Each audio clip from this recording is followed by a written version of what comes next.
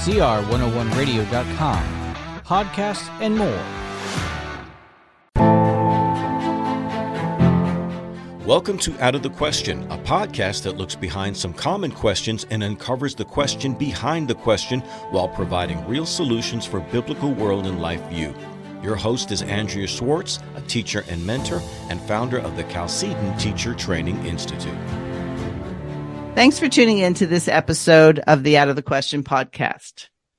Matthew 25 reads in part, "When the Son of Man comes in his glory and all the angels with him, he will sit on his glorious throne. All the nations will be gathered before him, and he will separate the people one from another as a shepherd separates the sheep from the goats.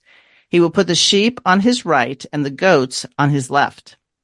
Then the king will say to those on his right, 'Come, you who are blessed by my Father. Take your inheritance, the kingdom prepared for you since the creation of the world. For I was hungry, and you gave me something to eat. I was thirsty, and you gave me something to drink. I was a stranger, and you invited me in. I needed clothes, and you clothed me. I was sick, and you looked after me. I was in prison, and you came to visit me.' Then the righteous will answer him, 'Lord, when did we see you hungry and feed you, or thirsty and give you something to drink?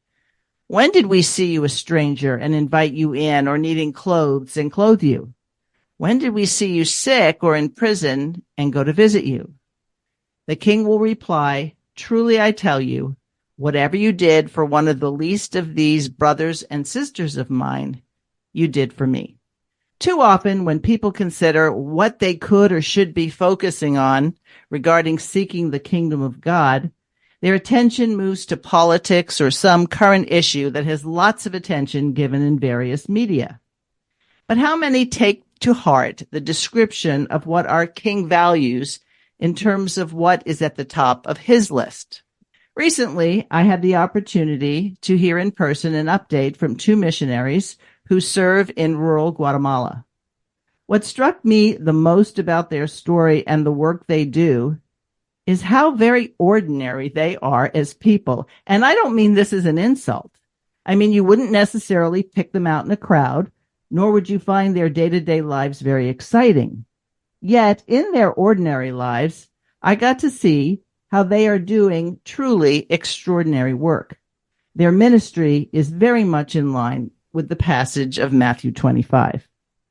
Karlie Ruiter and her husband Jeff have been serving in Guatemala since 2017. Karlie used to be an emergency room nurse in Colorado, and Jeff worked with his family's excavation company. Karlie, thanks for joining me today. Thank you so much for having me. I really appreciate it. So how did two Coloradans, and I had to look it up, how you refer to people from Colorado. It's not Coloradians, it's Coloradans. So how did two end up in Central America? Or to put it another way, how did two ordinary people answer God's call to further the kingdom of God? So I would love to share about that. I think your introduction was perfect in calling us ordinary because we felt and know that we are just that. We were an ordinary couple dating and decided to go on a church mission trip. And this was a new church to our hometown, and it was the first mission trip the church had ever done. We spent a week in Guatemala. We spent some time at a children's home. It was my husband's first opportunity abroad, the reason why he got his passport. And he had always said that he loves supporting missions while we send missionaries, but he is not one himself. And we spent that week there. And the following year, our church said, "Would you like to lead the next trip?" And we had just gotten married. We said on that last trip, we were the youngest people on that trip. So maybe a grown-up, somebody older and wiser should lead this group. And we actually declined. But we later found out that the group was not going to go because there was nobody to lead. So we decided that we were better than nobody. And we agreed to lead when we were told that all we had to do was get the group through the airport, a group of adults through the airport. And once we were in Guatemala, the missionaries there would take over. So you were just going to be administrative people. Yes, that was our Or only so you job. thought. Yes, that was our only job, was just to schedule some plane tickets and get everybody through customs. And then Guatemala side would be done by the organization. And 3 weeks before we were, 2 to 3 weeks before we were to depart, plane tickets already purchased, we found out that we could no longer go with this organization. It had fallen through. The church decided it was wise to part ways with this organization. But then they said, well, we don't want to cancel it. Maybe there's something that you can do instead. So you thought maybe we're off the hook, but yeah, like, okay, it's not happening.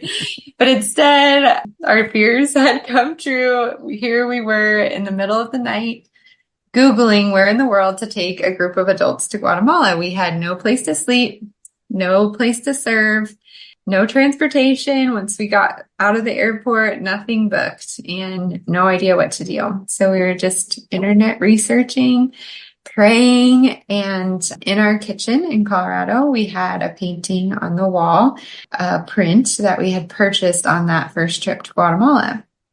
We were told that the original had been painted by a missionary and her prints were supporting her mission. We had no idea who this missionary was, but we did, for the first time that night, notice at the very bottom of the print in small text, there was a website. So we Googled, in desperate measures, we Googled that website, and the next day we were on the phone with a couple, George and Vonda Cisneros. We learned Vonda was the artist of our painting, and George said, you know what? I hear the desperation in your voice, and we will take care of your team. We will host you for the week and take care of everything. So 3 weeks later, we were in the village of El Rosario. Well, El Rosario. Let me stop you for a second. Of course. Did you know what you were going to do when you got there? No. Oh, okay. Well, we had maintained a connection with a children's home that we were going to do some volunteering there. But as far as how we were going to help George said, you know, I'm going to bring you through the village, do some home visits, and plug you into some work there, but no real specifics. So we were just trusting God with that. And when we got to El Rosario, we were able to do numerous home visits, house to house, and just sit with people and pray with them. And it didn't take long, but the people of this rural indigenous village in Guatemala caught our hearts, and God just really laid it on both of our hearts that we wanted to do something more within this village. And being a nurse, George and Vonda asked me specifically if I had any insight on solving a crisis within this village, which was over 25% of all the registered deaths were infants, and over 80% of the children are malnourished. We also found that a third of childhood deaths were from undernutrition, and that had to do with their susceptibility to disease, most of which were preventable diseases, such as waterborne illness and lung disease. Mamas tie their babies to their backs and cook on an open fire inside an unventilated kitchen hut. So breathing in that smoke while their mama's cooking is causing pneumonia. And when they're already undernourished, it makes them just that much more susceptible to pneumonia that's deadly. And so Jeff and I instantly saw that there was this need for public health, and his background in construction went along really well with this crisis in nutrition. So we decided to partner with them and just kind of create a program, but while living in Colorado. And we would just visit often and just try to console and help them. So we started coming more and more and more. And then as the trips continued, George and Vonda and Jeff and I had a heart to heart, and we saw that if this was really going to take off and make a lasting difference, it was going to take somebody moving down there and tackling it full time. Jeff and I said that we would start praying for that person, and that person would be us. And after lots of prayer, it was a Sunday afternoon, Jeff said, I think it's actually us. I think we need to move down there and just see this through full time. So I'm sure what you encountered was like widespread. You weren't talking an isolated 2 or 3 families. Can you give me some idea of the degree to which El Rosario had this problem and how many families you were potentially talking about? Yeah, so within the indigenous villages, the 8 out of 10 children are considered chronically malnourished. We consistently encountered families that had lost infants to malnutrition. We consistently encountered families that had lost children to waterborne illness. Are we talking hundreds of people? Are we talking thousands of people? What's the magnitude of just what you saw? Well, in El Rosario, it's a population of 5,000 people. In the neighboring village that we were doing a lot of work with, a population of 10,000 people. And the more community assessments we did, there was about an 8-village area that was kind of within this rural area that was under-resourced, not much healthcare, chronic malnutrition, and we're talking about 50,000 people in population among all 8 villages. And data within these local government clinics have found that a fourth of all registered deaths were infants. So that's pretty significant when you compare that to national data. Oh, yeah. And compared to the U.S., for example, we would consider that horrendous. Weren't you and Jeff overwhelmed with the magnitude of what had to take place there, or what kind of a dent you could even possibly make? Yeah, I think in general, we were overwhelmed with all of the health crisis too. So in looking back and now knowing what our current mission is, I think it's easy to say we're focused on the babies. But when we first started going down, being a nurse, I was overwhelmed by all of the diabetes, the adults with lung disease, just people would line up and start knocking on the door. Soon people within the community learned which was our bedroom window and would actually knock on the window during sleeping hours. So I was overwhelmed by the medical need. And some local missionaries gave us the wise advice that if we're going to make an impact, we need to focus and have a specialty, because instead we'll just be a mile wide, an inch deep, and not make a true lasting impact, and we'll really just get burned out. And so through countless home visits, talking with government clinic nurses, we were refocused to remind ourselves that the need is in this malnutrition. The crisis is in this malnutrition and the next generation. And so by focusing on that, it helped it feel less overwhelming, but of course it was crippling. But I think what I always came back to is that our God is sovereign. He has a plan for these babies. He has a plan to revive these babies to health. If I quit or go, I'm not going to get in the way of his plan. I would just miss out on the blessing of being a part of it, the blessing of obedience. He would just use someone else to bring relief to these people. And so I felt so privileged to just be a part of it. And we said, you know what, we're going to do this for a year. We're going to try to figure out a program and do it for a year. But at the year mark, instead of buying plane tickets home, we bought land and created a Guatemalan nonprofit organization that would be the owning name on the land. And then Jeff gathered 25 local men without work, and together they built the clinic that we call Casa Tabito today. So originally, I think when I looked on your website, you were called Ordinary Nurses. So that's right. Kind of where I got the ordinary. If people thought, wow, she just called them ordinary. You called yourself ordinary. Yes, we did. Absolutely. So many of our initial trips was me taking nurses that I worked with. A lot of my family members are nurses, and we just kept going down. And we were coming alongside George and Bonda, who was organizations called Ordinary Missionaries. So we were the ordinary nurses coming alongside them, and it was so fitting. But as the organization grew and it became, this building built by Guatemalans, and then we were able to send 2 local gals to nursing school and hire a Guatemalan pediatrician and hire a Guatemalan psychologist and hire 2 crews of local men to be full-time construction. It became so Guatemalan led, which was our dream. It just felt like it needed to be named by Guatemalans. And that's when the renaming happened. And it's in honor, actually, of one of the first babies to ever come to the clinic. Tell that story, because I love that story. Absolutely. So when we were kind of in that period of like, okay, we are here for the babies. We do need to refocus, but like God, like show us how to do that. It is overwhelming. There was a knock on our door, and it was a mama from that village over of 10,000 people. She unwrapped the woven textile blankets to reveal this tiny little baby, 3 months old and only 5 pounds. Wow. I could see every bone in his face, all of his ribs.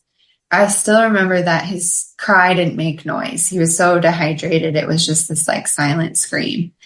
And we rushed him to a hospital because in my mind, I'm like, okay, I'm a nurse, but this baby needs a doctor. Let's take him to a hospital. And we went through a hospital, and they're like, you know what? It's overcrowded. This baby is very malnourished. He would just get an illness from here. Like, she's like, I was just discharged from that one, so we can't go to that one. And really, we ended up not having anywhere to go. And we ended up right back in the village. And I was like, okay, well, at least we had some lab work. We kind of knew where his electrolytes were, and decided just to feed him by an eyedropper because he didn't have the strength to take a bottle. And so all night long, drop by drop, we just watched his mama slowly keep her baby alive. And so you didn't do the eyedropper. You had her do the eyedropper. Yeah, that's right. And at this point, she had not named her baby. She had lost other children to malnutrition. And as kind of a coping mechanism we have learned over the years, this is kind of a way mamas are able to kind of set themselves apart maybe, but she had not named her baby. And we just said, every life has value. And that's one way to show value is to give this baby a name. And in the name of Jesus, he's going to live. Let's give him a name. And she's like, well, if this baby lives, it's because he's been raised from the dead.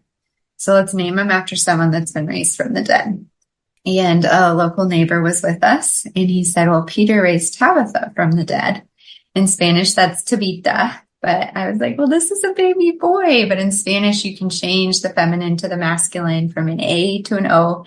So Tabita became Tabito that night, and Tabito was named.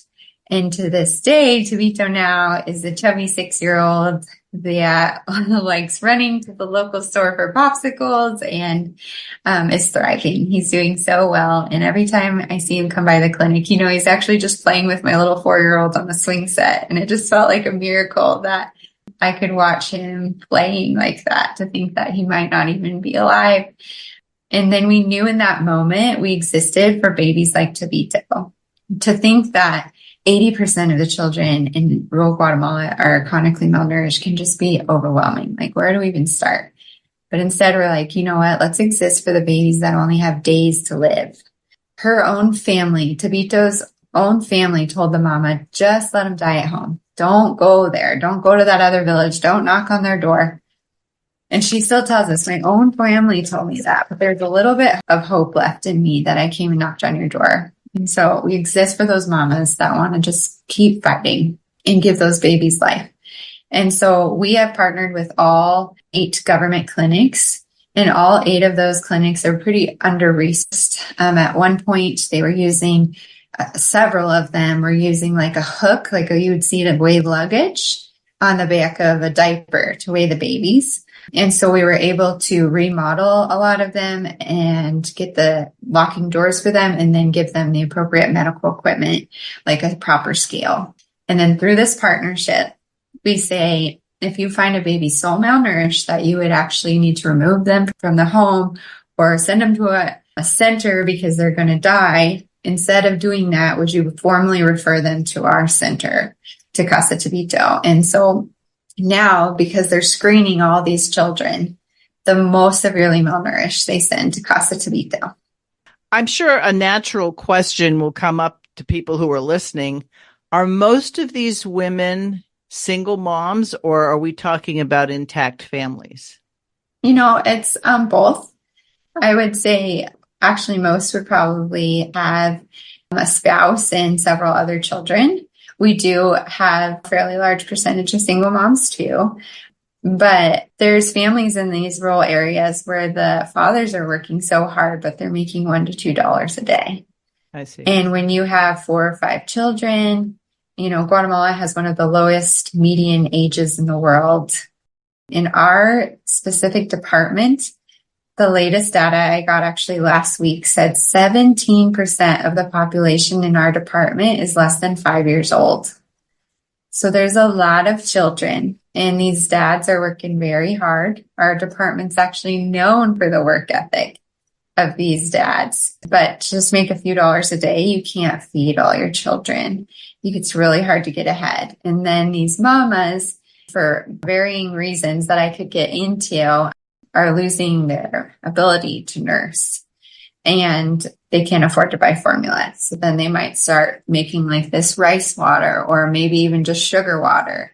But then 90% of the water in this area is contaminated by fecal matter. So then this already undernourished baby is drinking contaminated water and now has parasites, some sort of waterborne illness, depleting them even more so.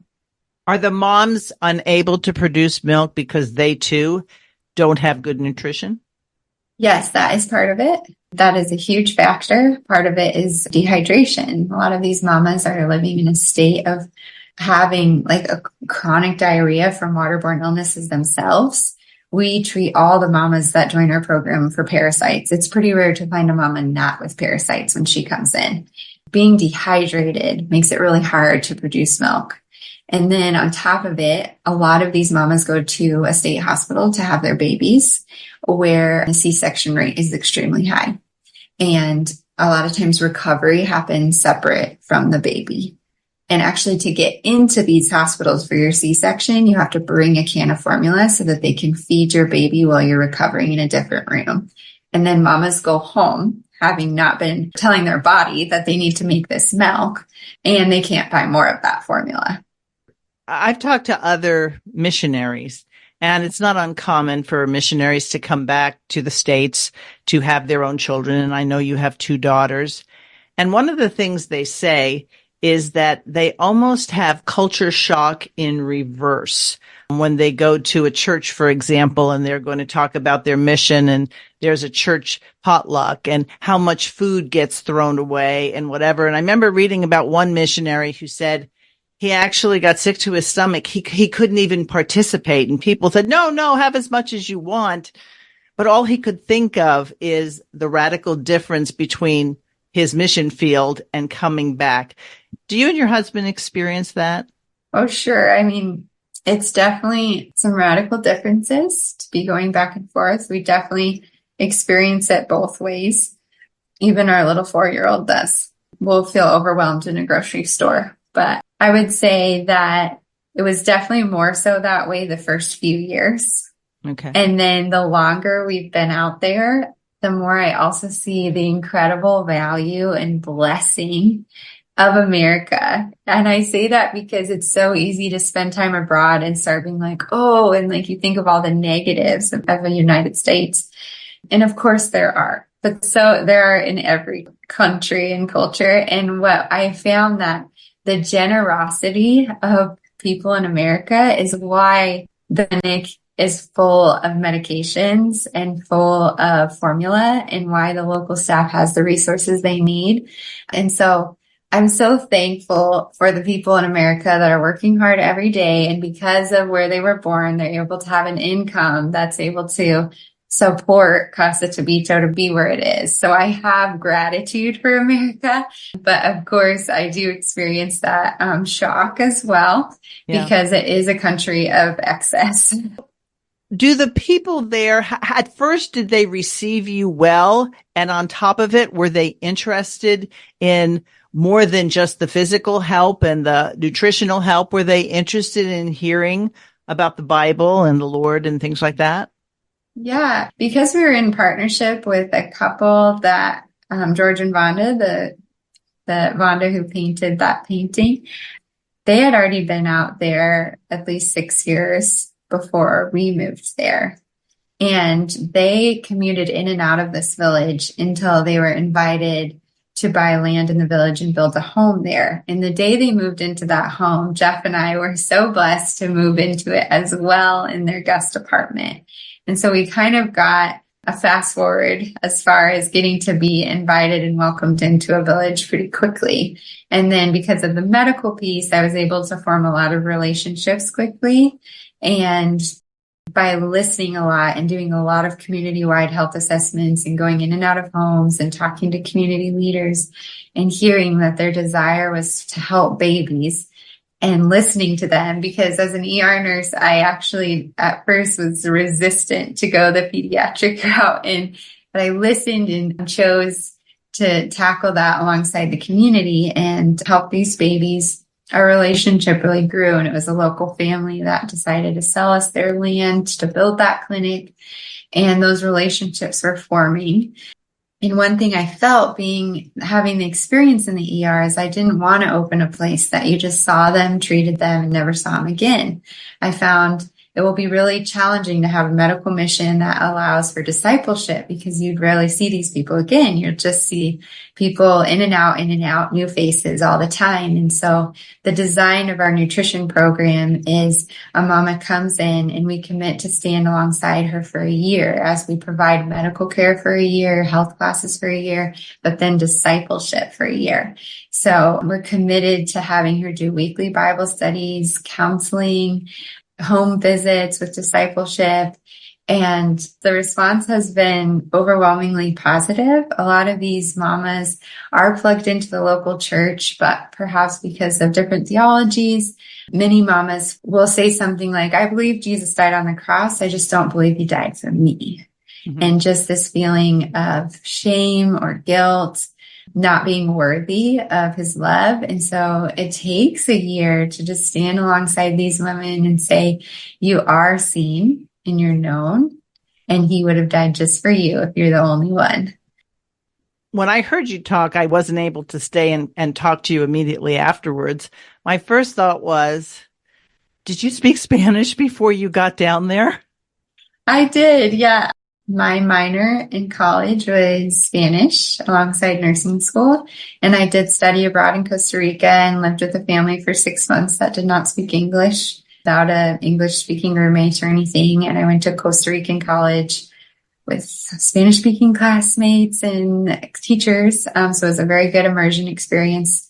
My husband did not, and did a 4-week intensive language program before starting, and then he met with a tutor online every morning at 6, very consistently for several years. And then when he general contracted the building of the clinic with those 25 local men, it really solidified everything and has allowed him to be fluent as well.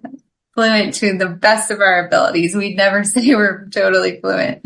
Do these people, any of them speak English? Or, I mean, I guess they may be learning English, but were any of them English speakers? Our pediatrician from Guatemala City is fluent in English. Sometimes we'll encounter somebody that does, but for the most part, no. If they speak more than one language, it's because they might speak the indigenous language of Cachiquel in addition to Spanish. So it must have been hard at first to communicate effectively. I know you said you had an immersion experience, but I know enough about Central and Latin America to know that if you speak Costa Rican Spanish, it's not exactly the same as Guatemalan Spanish or Nicaraguan Spanish. So how much of a language barrier, or was it just they got that you were sincere and you were taking care of their children?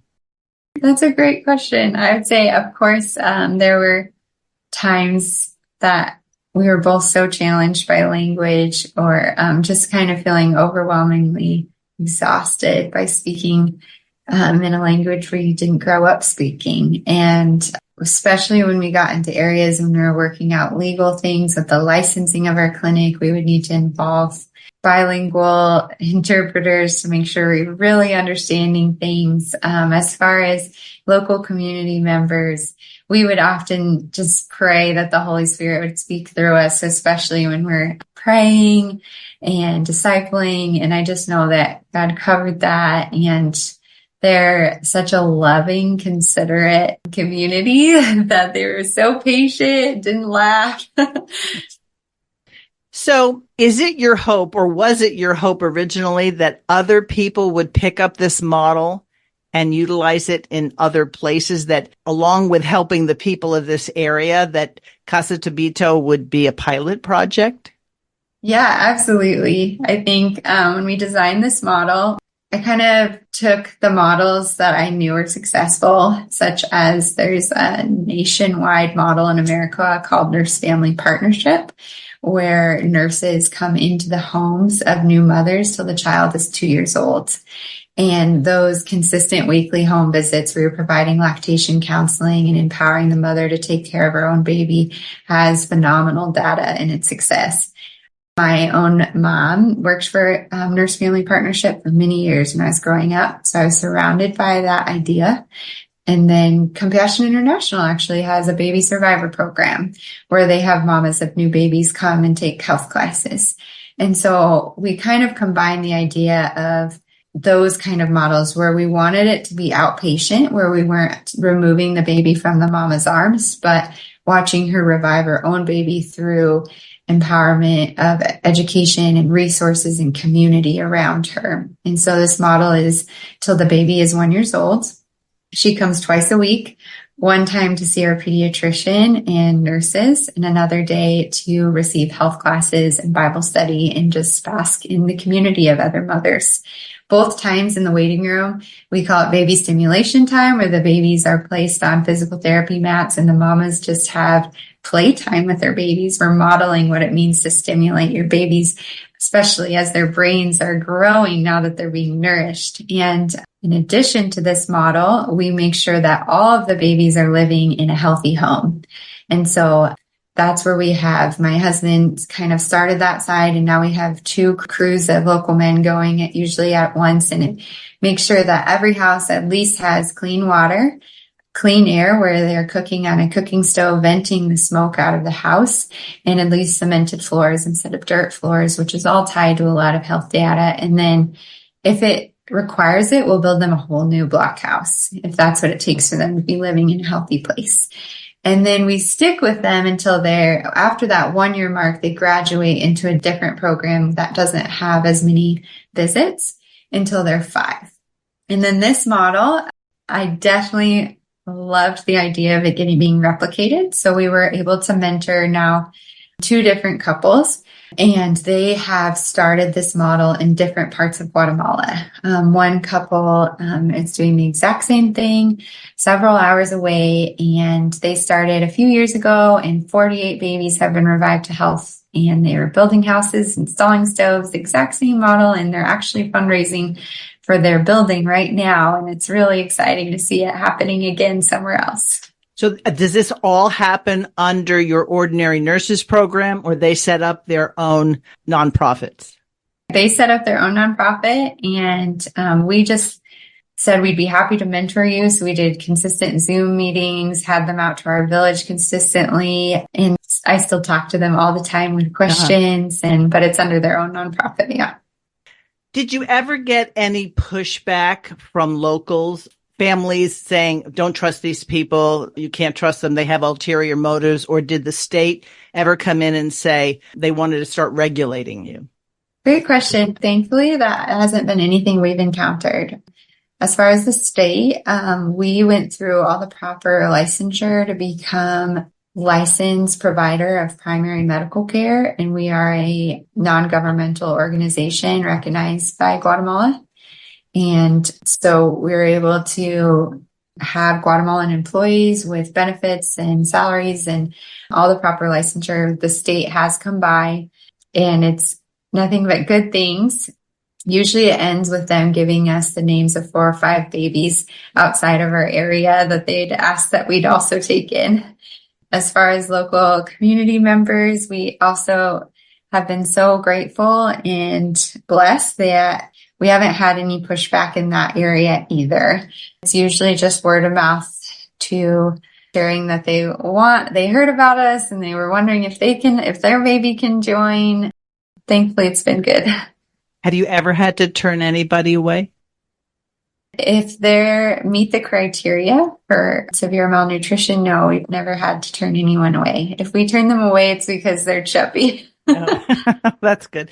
Now, I remember when you spoke at the church, you pointed out that by nature, you're really an introvert and you don't really like talking publicly. I'll be honest with you, Karlie. I don't believe you. It doesn't seem that way. But on one hand, I know that we all tend to rise to the occasion and move outside our comfort zone. Now that you have two daughters, when you started, you didn't have two daughters. Has this proved a challenge for you? It motivated me to truly have the clinic and the entire organization sustained by Guatemalans. We always knew that was the right thing to do. But when I had Lucy, I really deeply felt called to motherhood. In a way, everybody's called to it in different ways, and all are beautiful ways. Me specifically, I wanted to spend most of my time with Lucy. And when we were living above a clinic, it means just always being pulled down. There's always a crisis, right? Mm-hmm. And I just didn't want her raised by a different caregiver. And so it really motivated me to get the clinic in a place where it was all Guatemalan led. And so it was actually when Lucy was a baby that she got pretty sick, and we were recommended to go to Guatemala City to meet a specific pediatrician. And he said, she's a pediatrician for diplomats. She's done a residency in the States. I think you'll feel really comfortable with her. And so when I was meeting her, I was just so thrilled by her standard of care and the way she worked. And I think you can pray big and ask big. And so after a lot of praying, I asked her, I said, would you ever consider working for Casa Tabito? And to my surprise, she said, I've always wanted a job where I can share the gospel with my patients. I actually have extended family from that area, and I've always wanted to serve that community. And wow. So God provided huge in that way that Dr. Contreras is now on our team and comes to the clinic every Tuesday and is our medical director. And that lifted a huge burden from me. And then around that time, those two gals we sent to nursing school were graduating. And so then they were ready to work full time. And it just really came together where the clinic could be fully run by Guatemalans. And I could kind of take a step back and be with my girls. So I know you raise funds. I know that the church I attend, you're one of the regular missionaries that's supported. So they're supporting the missionaries, and then they're supporting the work. So do they have a sustaining model at Casa Tabito? Not that you are going to take your hands off it, but they're now motivated to keep it going. Yeah, so actually our nonprofit, we designed it of a model of another really large organization, and it's called the 100% model. So we were able to speak with now 23 private families, and those 23 families provide all of our overhead costs. So personal support, any type of administrative salary, putting on a fundraiser, paying a CPA, the non-exciting things. Those 23 families cover the overhead, so that if someone were to go on our website or a church decided they wanted to start supporting us, 100% goes right to the clinic. It kind of takes the cynicism that has been kind of happening around charity work, and it can really build the trust back into donating, that it goes right to the clinic and right to the local staff and puts formula and medications on the shelves. It builds homes, and it doesn't sift through any other hands. Let the people who are listening know how they can find out more about it. What's your website, anything else, or any place that you might direct them?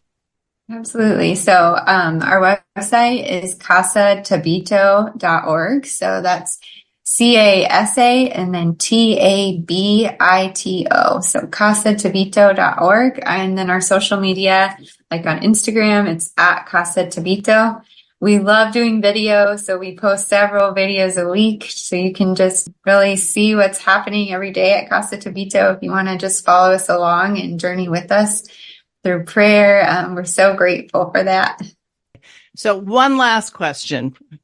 Not everybody is going to go to Guatemala. Not everybody has a medical background or a construction background. Thinking back, obviously you minored in Spanish. I don't even know if you know why you minored in Spanish, but what would you say to people who say, I would really like to do something like this. I'm scared out of my wits. What would be your advice? I would say that it's really easy to just get into the status quo, you'd say, and say, I'm going to, go to college and get the job and then buy the house. And we were doing that. We're like, okay, next is kids. And that's when all of a sudden we're like, wait, do we need to do it that way? And just taking the time to listen to what the Lord has for you. And it could mean supporting somebody doing this. It could mean starting something right in your community. But doing that, starting that, like start a nonprofit, it's actually exciting. And it could be for something you're so passionate about move abroad. And it can just start with a little bit of obedience. That's what I've always said, because if I would have been told, if God would have said, I need you to move to Guatemala for 6 years and raise your little girls down there, I probably wouldn't have done it. Yeah. But God just said, hey, can you lead this trip? And then God said, hey, what about just starting a program? And then what about a year? And we committed to a year. Like in God's great mercy, he knew the limitations of my obedience and just revealed a little bit at a time. So instead of thinking of this overwhelming big program organization, like what's just that little baby step of obedience that you can move forward with? Can you even imagine what your life would be like now if you hadn't done this? No, I can't. It's so exciting. Like how wonderful that you go with what God has for you. It makes life so fun and exciting. Of course, we had parasites and scabies and, perpetual heartbreak of seeing poverty over and over. But there's a peace that surpasses all understanding when you feel like you're right where God wants you. And so I just can't imagine not having that and just now seeing it through my little girl's eyes and seeing how they get to be a part of this. I'm so grateful that God allowed me to be a part of it. And I'm guessing that the passage that I started off with in Matthew 25, the least of these, I mean, if you're looking at a 3-month-old baby that probably could fit in the palm of your hand and is less than 5 pounds, in America, we battle over whether abortion should be legal or not. And it's really a rewarding thought to think that there are mothers who care so much that they want to see their babies live, that this isn't like this baby is a burden, is that this baby is a blessing. And so it undercuts all that other stuff. And there's really a culture there that respects life. And I believe Casa Tabito has had a lot to do with that. Thank you so much. We're so grateful to be doing that in our little part of the world. Yes, indeed. Well, listeners, casatabito.org. If you have any questions or you want to find out more, go to the website. She wasn't kidding. There are a lot of videos there. Like I saw some people I knew who were down there last year building a house, and they knew what they were doing because one of them is a contractor here. 9 times out of 10, people say they get much more out of it than they feel that they ever gave. And that sounds like your story as well. Out of the Question podcast at gmail.com is how you reach us. Thanks again, Karlie. Thank you so much. Thanks for listening to Out of the Question. For more information on this and other topics, please visit calcedon.edu.